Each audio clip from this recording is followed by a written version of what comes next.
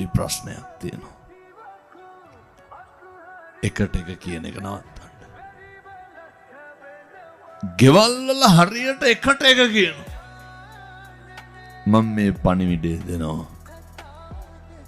කසාද බඳින්න ඉන්න තරුණ තරුණියන්ට. මං කොල්ලොන්ටත් කියනවා ඔය මම මේ කියන ටික කරන්න බැයි නම් බඳින්න එපා. මං තරුණියන්ටත් කියනවා මම මේ කියන ටික කරන්න බැයි නම් බඳින්න එපා. ඔය යාර මොකක්ද යාළු වෙලා ඉන්න කාලේ පුරුදු වෙන්න අනෙකට ගරු කරන්න. වෙනදින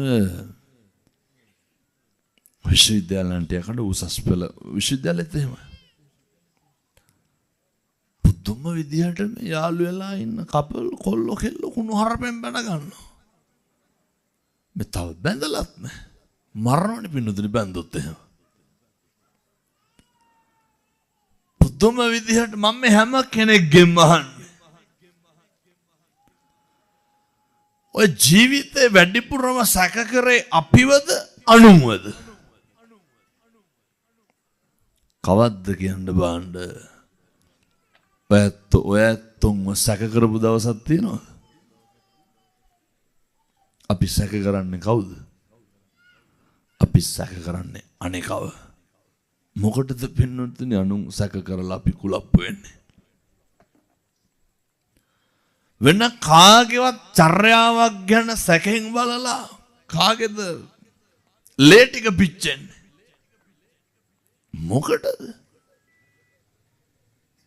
ඒ නිසා ජීවිතේ අනේකට ගරු කරන්න බැරි නම් කසාද බඳින්න එපා. අනෙකට ඇහුම්කම් දෙන්න බැරි නම් කසාද බඳින්න එපා. අනෙක පිළිගන්න කැමති නැත්තම් දැන් ඔය ගෙවල් කවදාවත් හොඳක් කියනවද? ගෙවල් වල අගය කිරීමක් තියනවද? ගෙවල් වල ඇගීමක් තියනවද?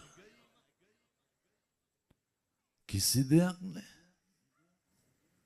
මම බොහොම කරුණාවෙන් දේශනා කරන්නේ මේ පින්නතුන්ට. කාලෙකින් හම්බෙච්ච මනුෂ්‍යාත්ම භාවය තුල වචනකින්වත් පවුනම් කරන්න එපා.